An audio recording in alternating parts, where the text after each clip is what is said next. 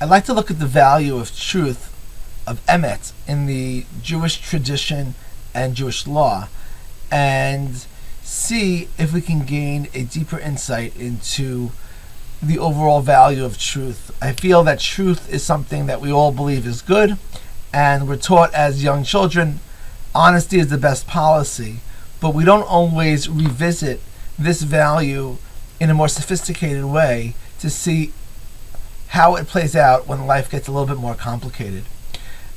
And to begin with, we certainly need to establish the fact that truth is important. We're taught in the Torah, certainly, lo taneh b'riacha et sheker, never to bear false witness, testimony. We're taught in Pirkei Avot, al shlosha dvarim ha'olam omeid. There are three pillars upon which the world rests: din, emet, and shalom. And emet is the centerpiece, center pillar of the world. The Torah teaches us midvar sheker tirchak. Distance yourself from dishonesty, which seems to indicate not only shouldn't you lie, but don't come close to lie. Keep a very safe distance. And Chazal teach us, Amar Rabbi Chanina, Chotamo shel HaKadosh Baruch Hu emet. The seal of God, the defining characteristic of God Himself is emes, is truth. Lo charva Yerushalayim ela b'shvil shepasku b'menu anshe amana. That Jerusalem was destroyed only because of the lack of trustworthy people in the city. That without truthfulness, we had no hope. And finally, I want to mention the fact that in Jewish law, if a person acts within the letter of the law, but does something which is deceitful and dishonest, the Chachamim imposed a curse upon such a person because of this incredible value of truthfulness. So there's no doubt that the truth is important and is an important value, but I think to leave it at that is far too simplistic, and to start with some cases in the Tanakh where the truth begins to bend.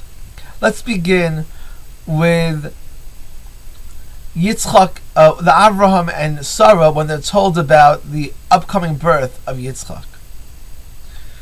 Sarah hears the report from God, from the angel, that she'll have a child. Vatitzchak Sarah b'kirba lemor, acharei beloti ha'itali edna v'adoni zakein. I am so old, is it possible for me to have a child? And my husband, too, is elderly. Vayomer Hashem al Avraham, lama zet tzachaka Sarah lemor, ha'afum name leid v'ani zakanti. God comes to Avram and says, why is it that Sarah has laughed? Saying, quote, Ani zakanti, I am old, meaning I, Sarah, am old. Wasn't it Adoni Zakein? Wasn't it her husband who she said was old? Rashi comes to explain, Shina hakatuv b'nei hashalom. God bended the truth for the sake of peace between Avram and Sarah. Sharehi amra Adoni Zakein. She said that her husband is old, and God reported that she said that Sarah was old, because God didn't want to get in the middle of a conflict between Avram and Sarah. God didn't want Avram to be angry at Sarah. Why did you call me old, etc. So she was speaking about herself. I'd like to suggest that to look more carefully at this case, at what exactly Shina HaKatuv B'nei Shalom, that we're starting here to allow dishonesty for greater good of Shalom Bayit. I think it's important to note that God didn't quite lie, because Sarah said that she and Abraham were both old. She said Acharei beloti ha'itali adna. She referred first to her own age, and secondly to Abraham. So in reality, although it sounds like she distorted the words, God distorted her words and changed Adoni Zakein to Ani Zakanti, at the same time, Ani Zakanti is actually paraphrasing the first part about herself and really an omission about Avraham. And I would say that Shina HaKatuv means that you could omit facts for the sake of peace, but maybe not actually distort or change facts. In a similar vein, we have another situation where the Braita in the Talmud describes the way that a person should praise and dance before a chatan and kala at a wedding. Beit Shammai says, Kala kemot, that come and tell the chatan and kala exactly what you think of them, the truth. Ubeit Hillel omrim, Kala na'ev v'chasuda. Beit Hillel says, you should tell every bride and groom that this couple or this bride is pleasant and worthy. Na'ev v'chasuda. Amru lahen Beit Shammai omrim lebeit Hillel harei shahaytachi geret asuma omrim la kala na'ev v'chasuda. If she's clearly not na'ev v'chasuda, could you actually say that? V'Torah amra midvar sheker tirchak. We can't lie. Amru lahem Beit Hillel lebeit Shammai omrim ledivreicha misha lakach mekach ra min ashuk yishal b'chenu be'einav o yignenu be'einav havi omer yishal b'chenu be'einav. Someone bought something already. You're going to say that it's negative? What's the point of that? Just to make someone feel bad? You should always say things that are appropriate, socially appropriate. So here we have Beit Hillel Beit Shammai arguing about the way to describe a kala at her wedding. It seems here as well that Beit Hillel, which we follow, is allowing for changes to the truth. Here too, I think it's worth noting what Tosfot comments. Tosfot says, Kala kemot shehi. This is the opinion of Beit Shammai. Tell the truth. Say exactly what it is. Tosfot adds, V'im yesh ba mum yishtaku v'lo yishabchuhu. If there's something negative to say, just don't say anything. Inami, alternatively, yishabchua b'davar na'eh sheyeshba. Alternatively, if there's a negative quality about this person, don't speak about that, but speak about something else which is positive. Kigon be'inah o b'yadeh im yafot. Find something positive to say. So Tosfot qualifies Beit Shammai and says Beit Shammai doesn't say, come up and say, something negative at a wedding. Rather, say the truth, and the truth is the positives that you see and omit the negatives. Seemingly much more reasonable in my mind. Here I want to add something very interesting, a commentary to the Shulchan Aruch, Chalkan V'Chokek. Here he's commenting on the opinion of Beit Hillel, who says that you should always say na'ev v'chasuda. And he comments, Lo she'im yesh lamum yomar she'in lamum. Don't just say something which is obviously false. This is obviously false. Rak yomar stam shehi na'eh. V'chut shel chesed mashuch aleha. Say something positive that you can find which is true. Lafuki midat Beit Shammai. Ukmo shekatva Tosfot. And he refers to this Tosfot. Other commentaries are bothered by this comment because Chalkan V'Chokek bases himself on Tosfot, but the problem is that Chalkan V'Chokek is explaining the view of Beit Hillel, and the Tosfot is explaining the view of Beit Shammai. So it's a little bit of an inaccuracy. However, it's possible that Chalkan V'Chokek is minimizing the debate between Beit Hillel and Beit Shammai almost to no debate at all. And essentially, they're two sides of the same coin. In other words, that you can't lie, but you also can't say something negative. And the resolution is that you don't need to say everything in every circumstance, but only say things that are nice and positive, and omit that which is negative. Really very similar to what we saw a moment ago in the case of Avraham and Sarah. It's not necessary to tell the whole truth. If you're a witness in court, you have to tell the whole truth. If you're in a social situation, you don't need to tell everyone the whole truth, but you can't say something which is not true. And try to find something which is nice and positive and productive and is true as well. These cases are relatively easy. Let's come to the most well-known distortion of the truth in the Torah, I would say, and that's the case of Yitzchak giving the bracha to Yaakov and Esav. Of course, we know that Yaakov tells Esav, my firstborn, go prepare me a meal and I'm going to give you a blessing, the blessing of the firstborn. And Rivka hears this and she encourages Yaakov to do something. Yaakov comes, presents himself as Esav, brings the food, and takes the bracha. And here, in the most direct way possible, Vayomer Yaakov el Aviv, Yaakov tells his father, Anochi Esav b'chorecha. I am Esav, your firstborn. Asiti kasher dibarta ilai. I've done that which you've asked of me. Meaning, I've brought you this meal. Kum na shava v'achla mitzedi. Please come and eat. Ba'avor tevarchani nafshecha, so that you can bless me.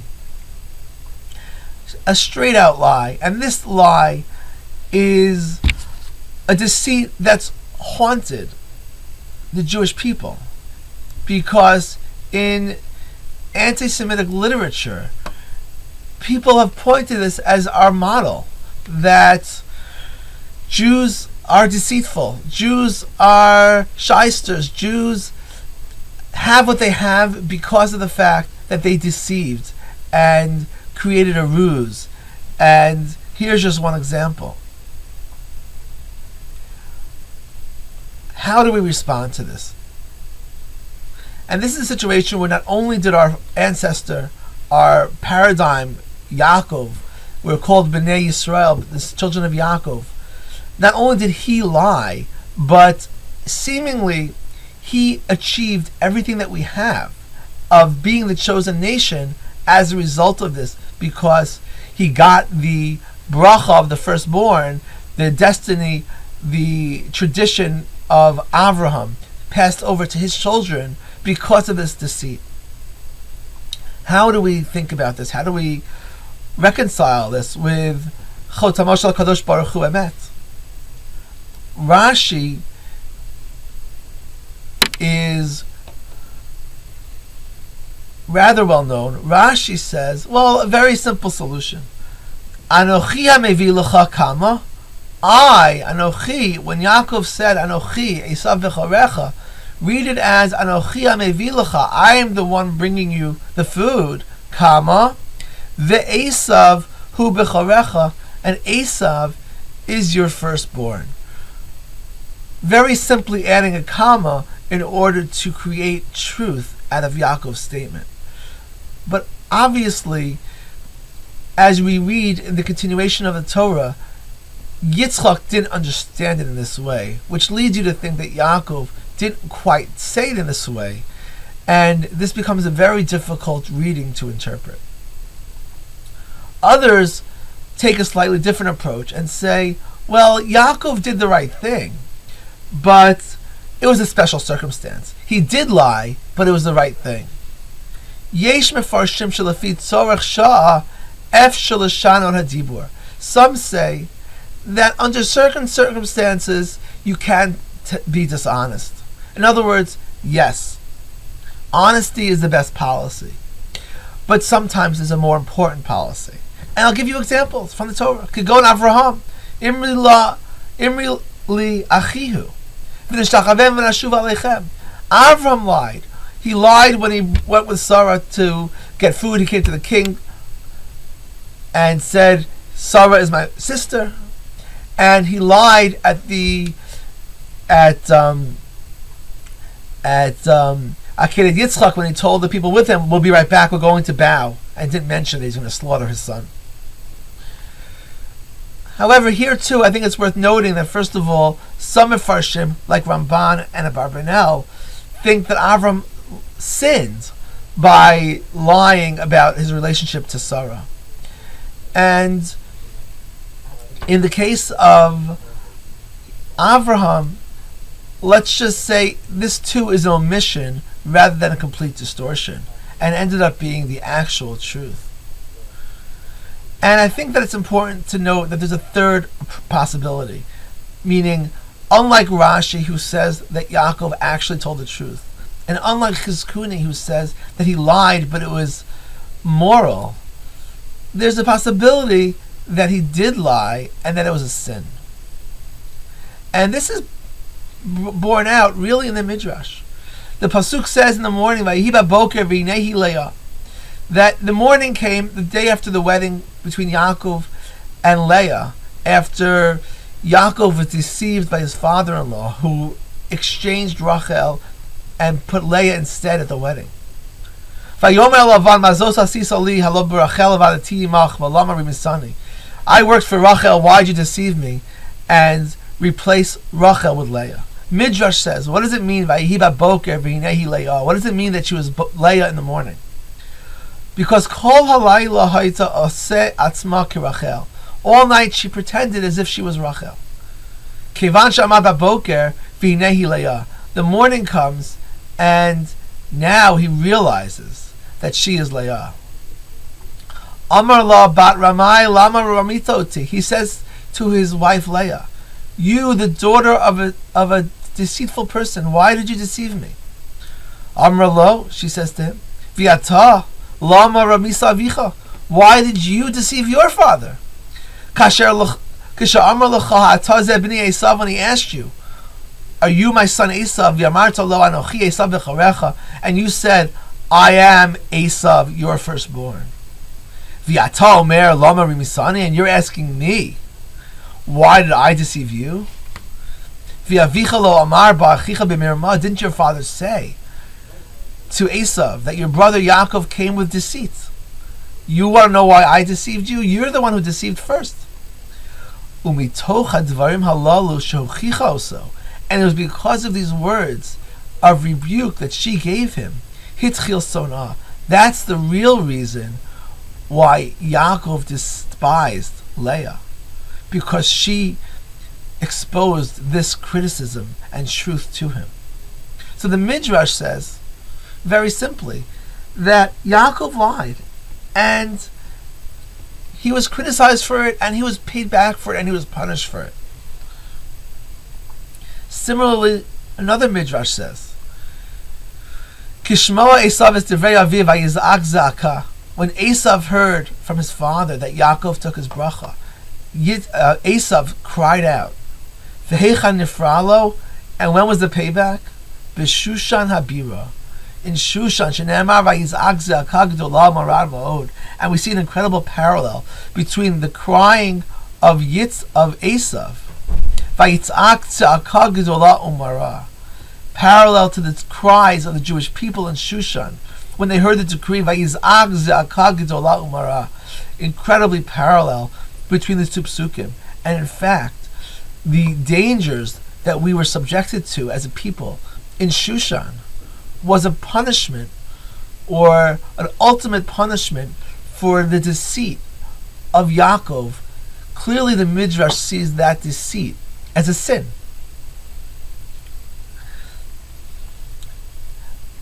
So it could be the best way to approach the deceit of Yaakov is to say simply it was a sin and it was punished, and he was punished for it. And in terms of how we think about our relationship also, I think this approach is appealing both in terms of understanding the text and reconciling Yaakov's deceit with the value of Emet, the pillar of the world, the Chotamo Shel Kadosh Baruch Hu. And it's also appealing, I believe, in terms of how we see ourselves in our relationship with the world, with attacks that Jews value deceit and trickery, as we learn from the Bible. Because on the contrary, the deceits in the Bible are sinful, and we're punished for them, and they're not something that we necessarily value. But lest you'll say, okay, but still, The entire destiny of the Jewish people hinges on it. If not for this deceit, we wouldn't be the chosen nation. We wouldn't be the Am HaNivchar. How could we reconcile the fact that everything we have in terms of our role as a nation is a result of this deceit? And what about the fact that Rivka was told by prophecy that Rav Yavod Sair, and that the youngest child had to be the leader? And didn't she have to do everything in her control to ensure that that prophecy is fulfilled by ensuring that the bracha would go to Yaakov, the proper child? And in this context, I think it's worthwhile to read the words of Chazal.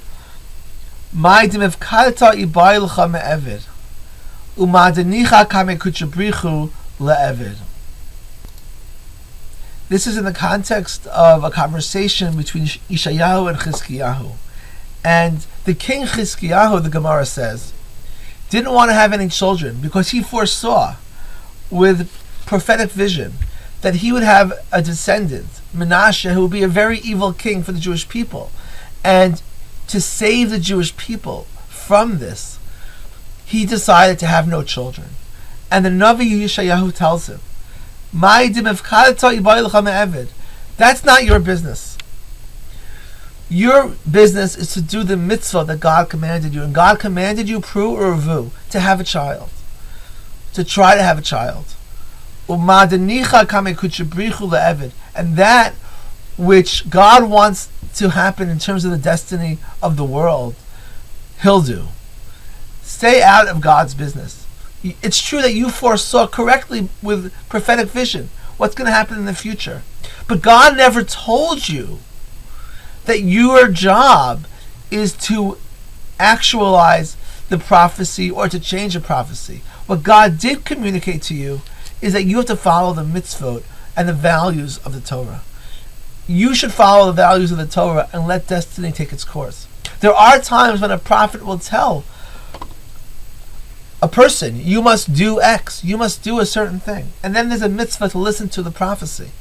But the prophecy that Chizkiyahu got didn't involve a command. It was just information. And therefore, your job is not to tinker with the prophecy, but rather to do your mitzvot.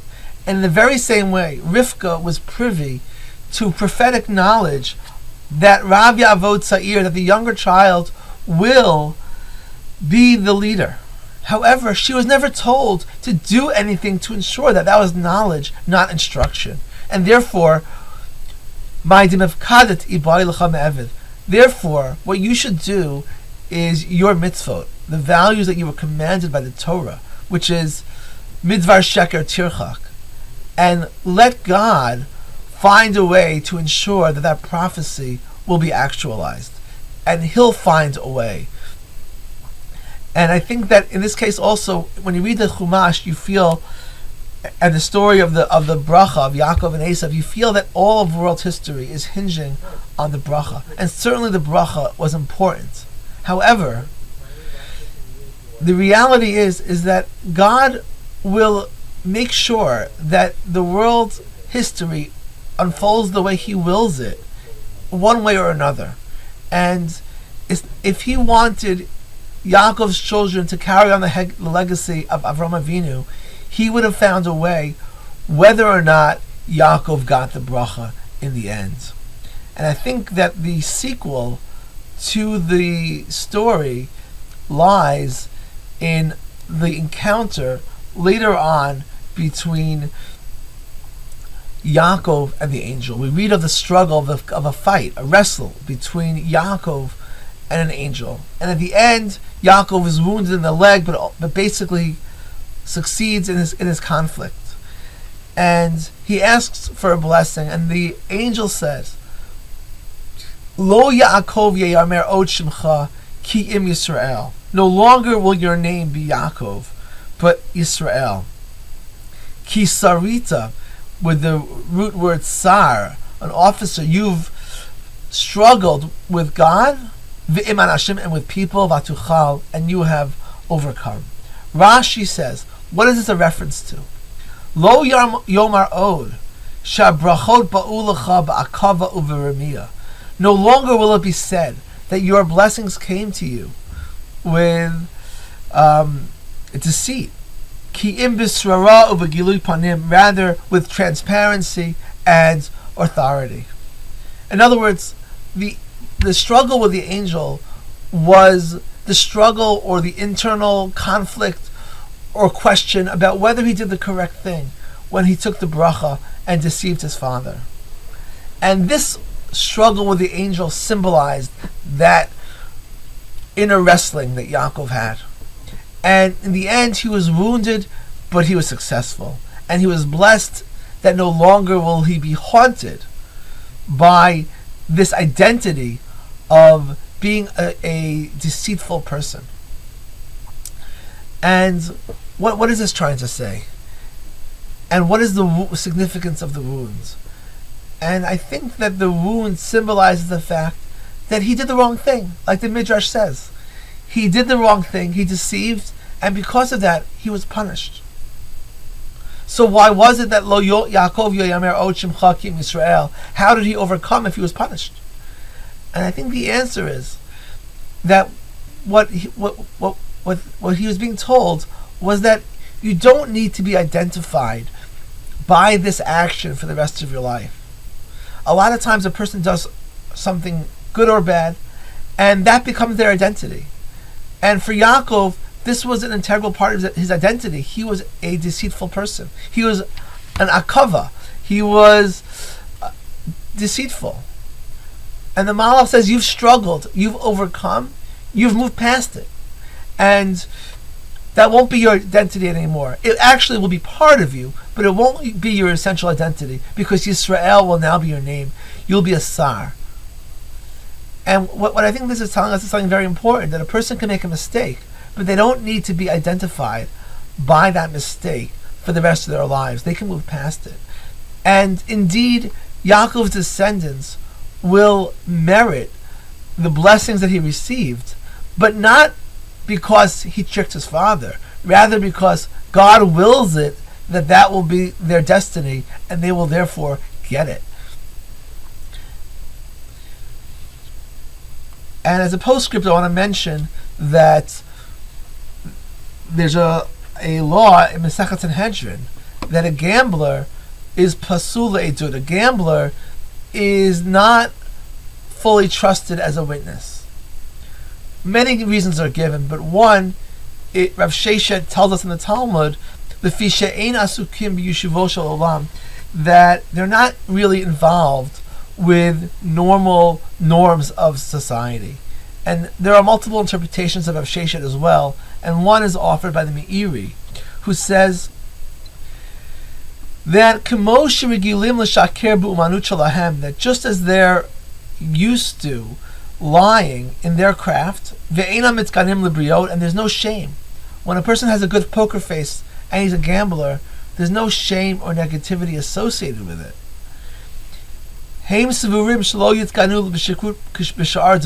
They can transfer that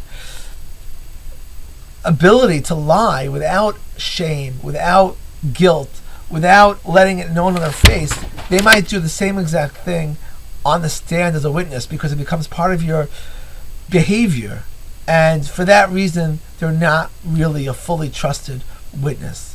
And I think that Chotamo Shel HaKadosh Baruch Hu Emet, like we began, honesty indeed is the best policy, and in a very real way, and it needs to be part of our character and part of our personality and our value system, and it can't be compartmentalized like the Meiri says into different areas of life. It has to be just our identity, our personality, our signature, our pillar that our world stands upon. And it's true that in life it can be more complicated sometimes to always be truthful, but I think that really the traditions that we have are, firstly, like we saw in the first cases, in every circumstance we don't need to tell the whole truth. We can be careful about what truths are said in what circumstance, but really actual sheker, actual lies, have almost no place at all, even for the greater good of shalom or the like. And the case of Yaakov too was, though there are various interpretations, could really be understood as a mistake, and a mistake which he struggled with, which he essentially did tshuva for and moved past it, but never needs really to be justified as the correct thing to do. And in general, I believe that there's a value to really confronting our mistakes and admitting to them so that we indeed can move past it, like the Midrash says that Yaakov did, rather than justifying it, because that can lead to really reinforcing the possibility that we actually believe in dishonesty.